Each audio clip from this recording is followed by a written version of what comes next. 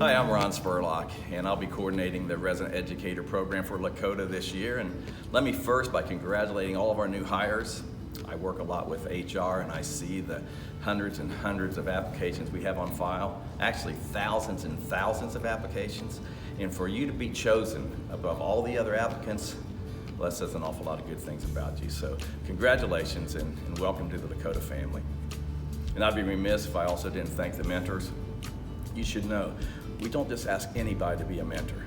I work with the LEA president, I work with all the principals, because we only want to recruit quality educators that are building leaders. So I feel very fortunate that you're working with me this year.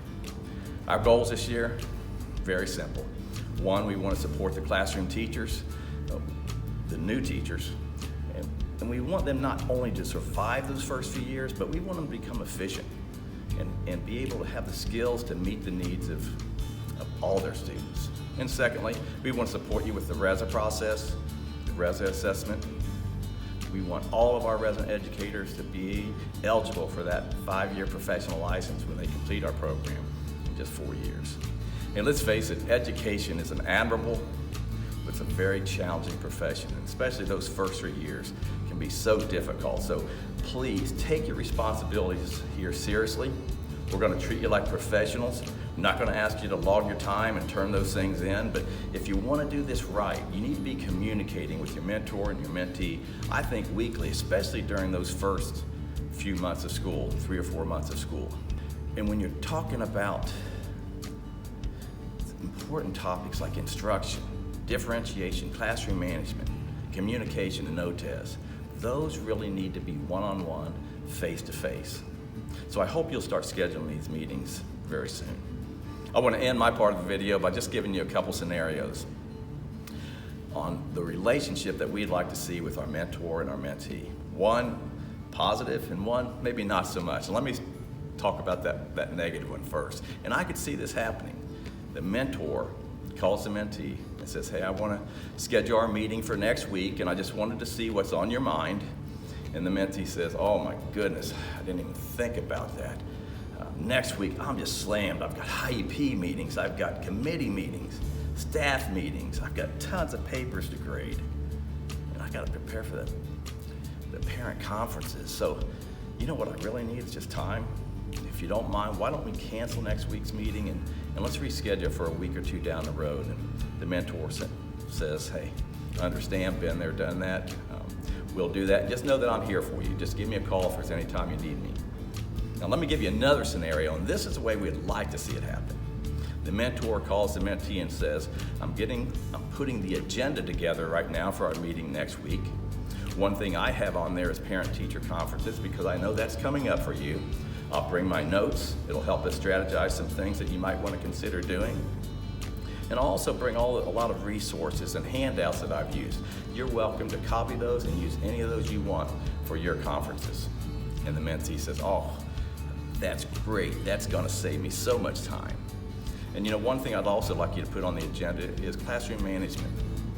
I've got 2 boys that are just a constant disruption, and I need to pick your brain on things that we can do to get this under control. And the mentor says, hey, I've got it. If you want to videotape your lesson, you might want to do that. It might help us as we start strategizing different things. But I'll be at your place Tuesday after school. Thank you. So to end my part, again, if you leave with nothing else, I hope it's this, that you understand that this program is serious, and I hope you take your responsibility seriously. But I also want you to know that it's an equal partnership between the mentor and the mentee. Both of you need to take ownership of this process. At this time, I'd like to turn the program over to 2 amazing educators that'll be working with all of us, Ms. Julie Davis and Mrs. Emily Hermann. Hi, my name is Julie Davis, and my role this year with the Resident Educator program will be to organize grade level cohorts that year ones and their mentors will participate in, and also to help update resources for all of you involved in the Resident Educator program. The cohorts will be meeting starting on September the 3rd, and because we value your time and we know that right now your priority is number 1 to meet with your mentors and to get your classrooms ready, we decided to wait until September the 3rd. Through the course of the year, year ones will have 3 cohort meetings and then 2 whole group meetings. We really like this design because in the cohorts, you're meeting with people who have classrooms like your own, same grade level, same issues, and then also with the whole group to be able to see kind of that vertical alignment, that all of you are in this together and that it is a K-12 initiative in Lakota. The second thing that I will be responsible for is updating the information online. And so I'm going to talk you through how to log on. On Lakota Online, after you've put in your login information and your password, you'll come here to the staff key. Under staff, you'll pull down here to resources to the one login. Once the one login, you'll see that with me, it's under frequents because I often refer to the Resident Educator program. For some of you who are logging in for the first time, you may have to select this company tab. As you scroll down, you will see the Ohio Department of Education Resident Educator button.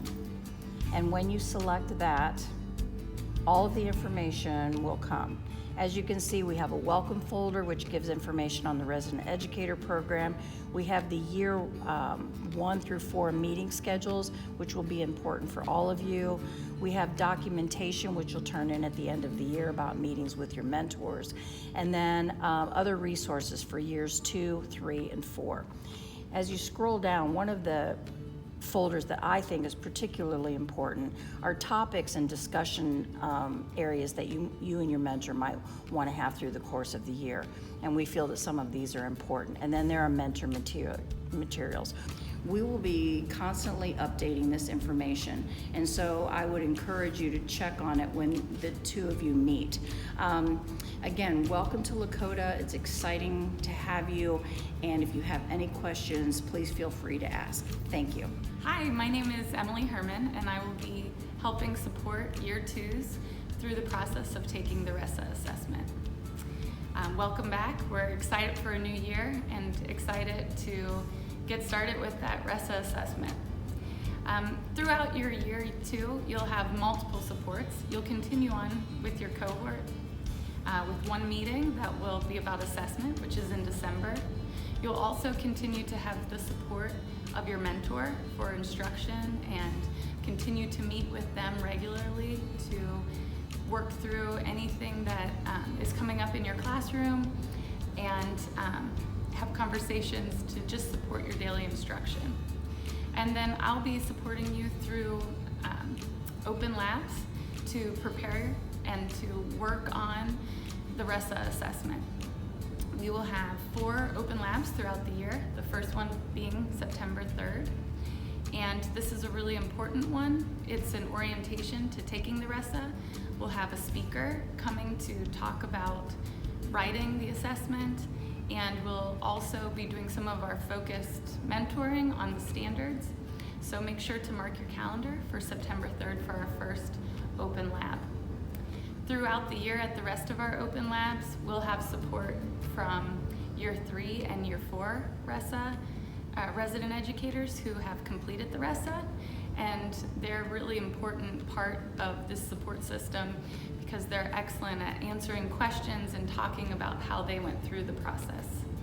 Often you'll find someone that is in the same area of education as you. We've had a lot of special educators and that have more specific questions, and they're able to answer those. Also, you'll find some supports on our website that Julie just showed you how to access. And there's a link there to Ohio's RESA website. There you can find the guidebook, you can find Word documents that can be downloaded to support you through the process, webinars, frequently asked questions, lots of supports there as well. So I'm excited to be supporting you this year with taking the assessment, and I know that you'll all do wonderful.